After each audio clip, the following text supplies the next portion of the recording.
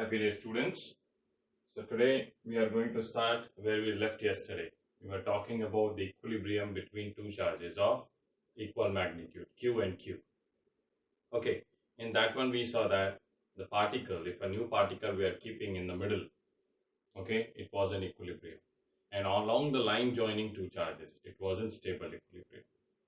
Okay, when you are going to displace it, along the line joining both the charges, it was in stable equilibrium. But if suppose that we are going to displace it perpendicular to the line joining two charges, then what happens? Let's see. So here is charge Q and here is charge Q.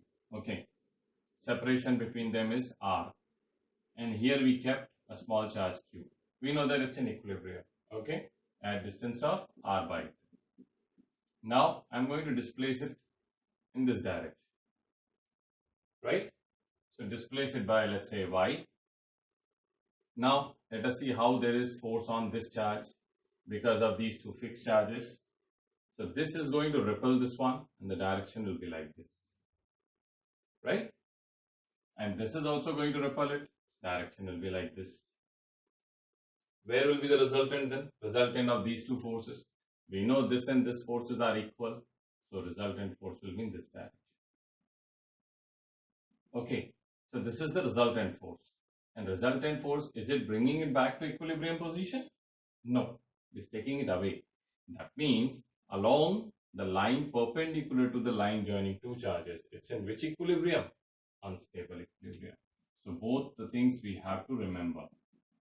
Okay, the question can ask you in a particular way that along the line joining two charges, what is the kind of equilibrium they possess, and when it is perpendicular to the line joining two charges, what kind of equilibrium it is. Okay, let us see further. If instead of these two positive charges, I am going to keep two negative charges, then what happens? Let's see. So let's make it again.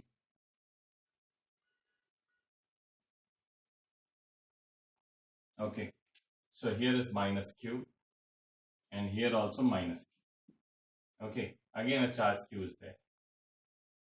First of all, let's find out where is the equilibrium position. Alright, so let us look at this point. Is this an equilibrium position? Above this line joining two charges where the separation is R. Okay, so what kind of force this minus Q, which is fixed as we know already. This is fixed and this is fixed. What kind of force this minus Q is going to apply on this Q? Join it. We know that it's attraction force, so it will be like this. And here also there is an attraction force which will be like this. So there is a force, resultant force is there, which is downwards because of these two forces. So it's not in equilibrium. Okay, same will be the position here. Here also there will be force. If we say here we are going to choose, then this minus Q is going to apply the attraction force like this. This minus Q is going to apply attraction force like this. So resultant force will be here. So definitely this is not equilibrium position. This is not equilibrium position. Okay, let's take it outside. Here is positive charge Q you are keeping. Okay, this minus Q is going to attract it like this. And this minus Q is also going to attract it like this. So both the forces are there. Force is not zero. Okay, so this is also, this side also it's not in equilibrium. This side also you check. Here is Q. What minus Q is going to do? Attract it. What this minus Q is going to do? Attract it. So here also force is not zero. Here also not zero. Here also not zero. Here also not zero. So let's go in the middle then. Keeping it over here. Okay, now what this minus Q is going to do? Is going to attract it. Which direction? This direction. What this minus Q is going to do? Is also going to attract it in this direction.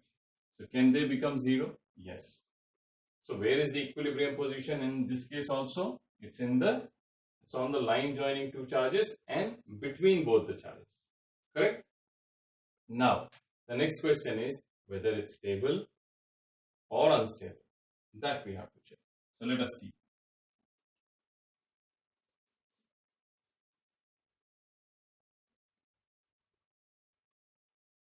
Okay, so here is minus Q and here is minus Q. We decided that we are going to keep the charge in the middle where the forces because of the two are equal. That is at r by 2. We know that. Why? Because the magnitude of the two charges is equal. So the forces will be equal at equidistance from each other. Fine. Now the question is whether this is stable equilibrium or unstable equilibrium. So let's see first on the line joining two charges. Okay. Just the way we saw in the previous case. We are going to displace it by x. Okay. So this q is here now. So from this minus q, this is more closer as compared to from this minus q. If we say that this is 1 and this is 2, then because this charge is more closer to this minus q, I know that the force F2 here, which is attraction force, will be more as compared to the attraction force of this minus q. Why? Because its separation is more. So F1 will be less. F2 is greater than F1. What is the reason? Because force is inversely proportional to square of the distance. Okay? Square of the distance. So here d is smaller, here d is bigger. So that's why F2 is more than F1. So the question is, from here we displace the particle. And here we are saying F2 is more than F1. So will this particle come back to this position or it will go away? Going away because F2 is more than F1. So this along this line, whether the particle is in stable equilibrium or unstable? Unstable equilibrium. Which equilibrium is this? Unstable equilibrium. Okay. Now, as we saw in the previous case, along the line joining also we discussed and perpendicular to line joining also we discussed. So let's see perpendicular to line joining now. We are going to displace this q particle along this direction. Let's say y. We displace it by y. Now q is over here.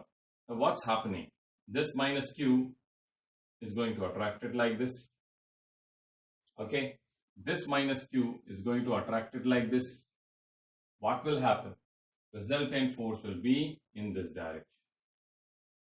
Resultant force is in this direction. So is this resultant force taking it back to equilibrium position? Yes, it's taking it. So along the perpendicular bisector of line joining two charges, it's in stable equilibrium. Here equilibrium is stable. You understand that? In both the cases I have discussed you unstable and stable equilibrium. When both charges are positive, along the line joining it's stable, and perpendicular to line joining it's unstable. Whereas in negative Qs, exactly opposite. Okay? So now we are going to solve few questions in which I am going to give you the different value of the charges, not equal magnitude of charges. And we are going to find the equilibrium position. Let's see.